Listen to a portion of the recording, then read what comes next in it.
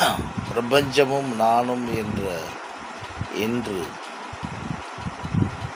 11/8/2024 அன்று பதிவு செய்கின்றேன்.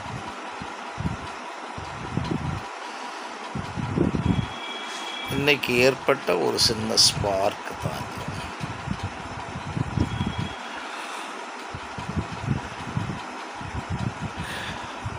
கடந்த பல ஆண்டுகளாக பல ஞான பொக்கிஷங்களை கிளறி கிளறி பார்க்கும்போது 21 நாளையில் ஒரு நாளைக்கு இருக்கக்கூடிய 24 நிமிடத்திலே 1440 நிமிடங்களிலே 86,400 நொடிகளிலே நாம் இவர்கள் சொல்லி இருக்கக்கூடிய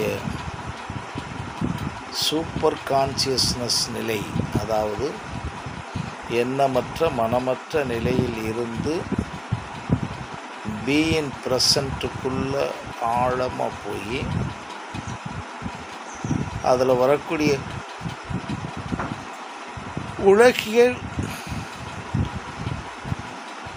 அண்டு மெய்ஞான உணர்வை நாம் திரும்பி பெற்றுக்கொள்ள முடியுமா, பார்க்க முடியுமான்னு ஒரு ட்ரையல்லே இருக்கக்கூடிய ஆள் நான். இப்போ நம்ம இதுவரைக்கும் கனவற்ற உறக்கம்னு கேள்விப்படுறோம். அந்த கனவற்ற உறக்கத்தை நாம் முடித்த பிறகு துரியாதீத நிலைக்கு முன்னால் சொல்லக்கூடிய ஒரு விஷயம், நான் சுகமாக இருந்தேன் அப்படின்னு சொல்கிறத ஒரே கான்செப்டாக வச்சு அந்த கனவற்ற நிலையில், எண்ணங்களற்ற நிலையில் இந்த உடல் அடைந்த அல்லது நாம் சந்தோஷமாக உள்ளே இருந்தோம் என்பதற்கு ஒரு உதாரணமாக சொல்லிக்கிட்டே இருக்கதை நாம் கனவற்ற நிலையில் உறங்கி எழுந்த பிறகு உணர்வது போல, நினைவுற்ற நிலையில்,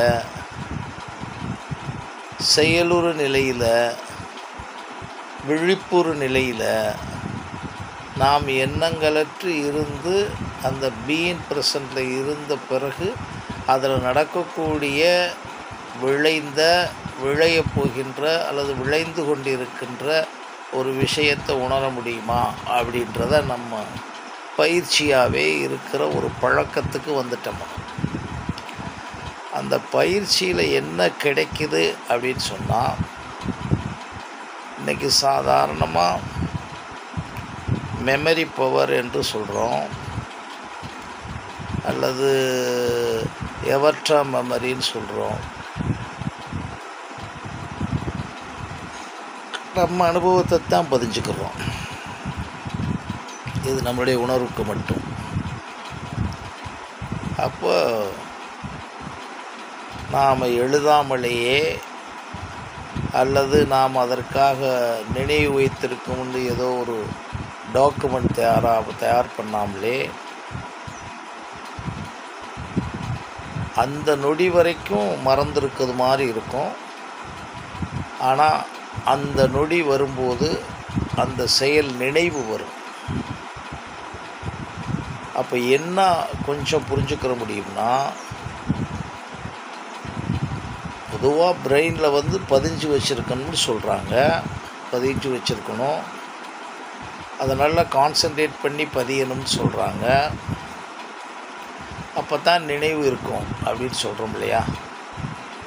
இது எப்படின்னா, நாம் பதிவதற்கு அதுக்கு ஒரு பெரிய ஃபிசிக்கல் புக்கு வேணும், நோட்டு வேணும் அப்படின்னு சாதாரணமாக சொல்கிறது. ஆனால் மூளைக்குள்ளே எந்த புக்குக்குள்ளே வச்சு எதை வச்சு நம்ம எழுத முடியும்? தீபக் சோப்ரா சொல்கிறது மாதிரி, ஒரு கலரை பார்த்தா இது ரெட்டு அப்படின்னு சொன்னால் இங்கே உள்ள ரெட்டு கலர் உள்ளே இருக்கிறதில்ல. ஆனால் அந்த ரெட்டுக்குரிய கான்செப்டு உள்ளே பதிஞ்சிருக்கு. அதை பார்த்த உடனே ரெட்டுன்னு சொல்கிறோம்ல. அப்போ இந்த மூளைக்குள்ளே எல்லாமே பதிந்து கொண்டே இருப்பது போல், இப்போ நாம் பீயிங் ப்ரெசண்ட்டில் இருந்து நம்ம என்ன நமக்குள்ள விளைவுகள்.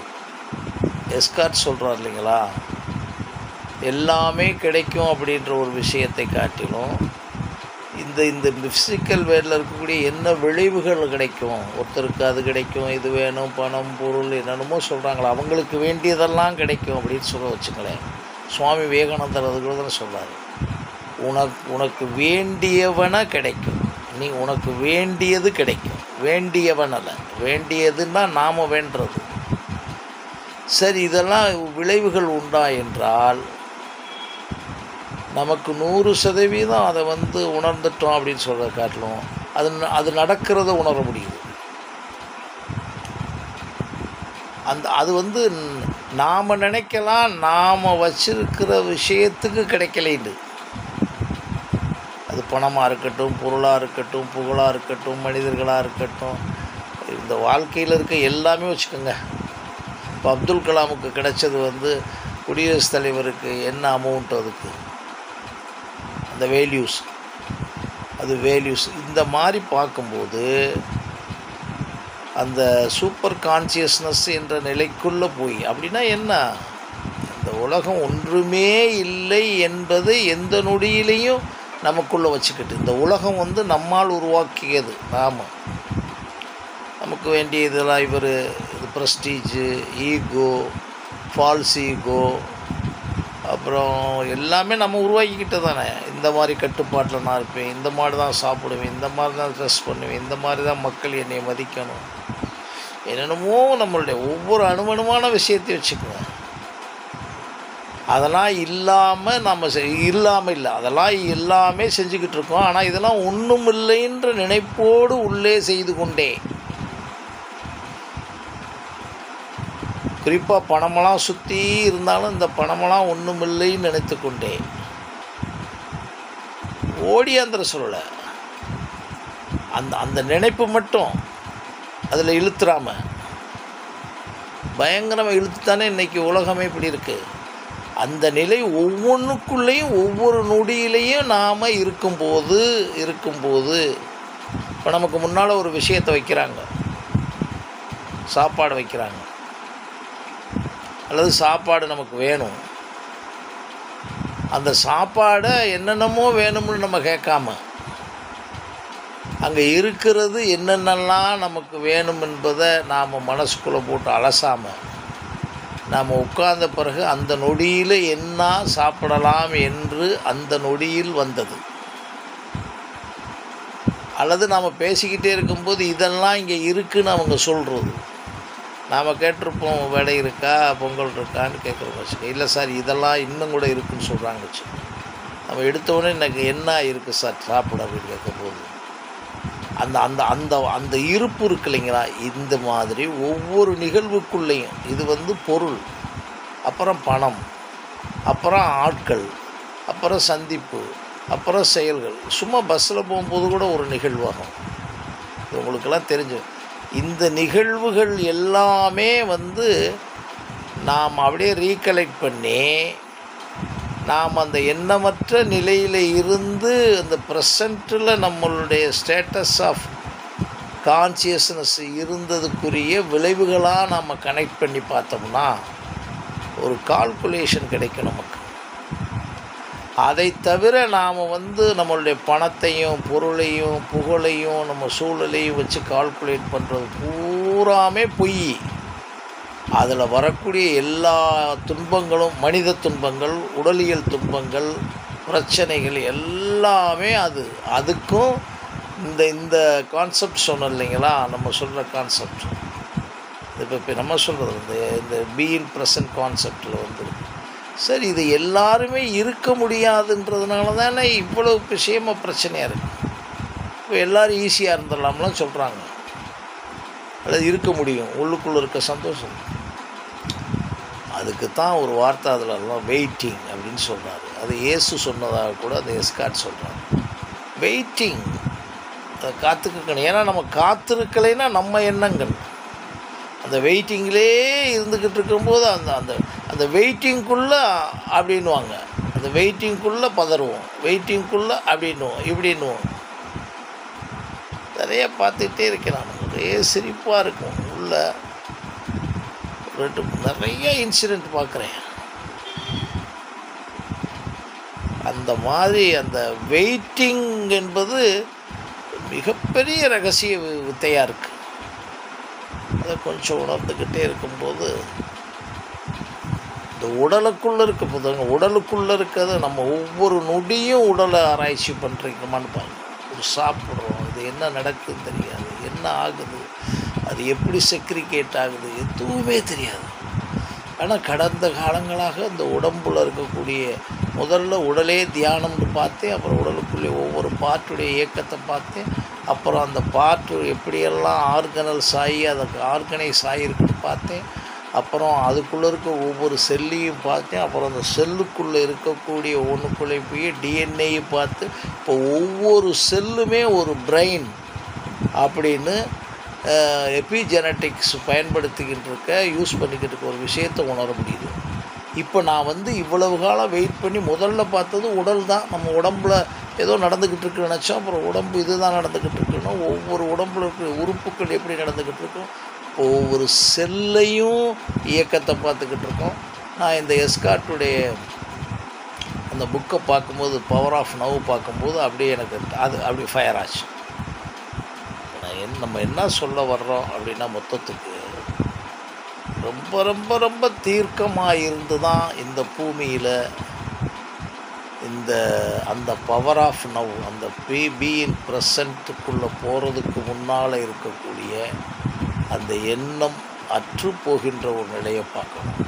எண்ணம்லாம் சும்மா அற்றலாம் போகாது.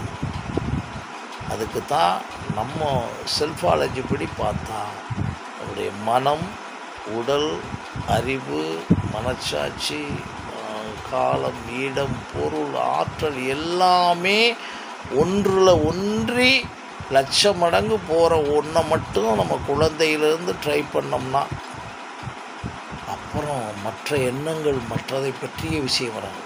ஏன்னா இதுக்குள்ளே போகும்போது இப்போ இளையராஜா நான் நமக்கு ரொம்ப பெருசாக போக வேண்டியதில்லை.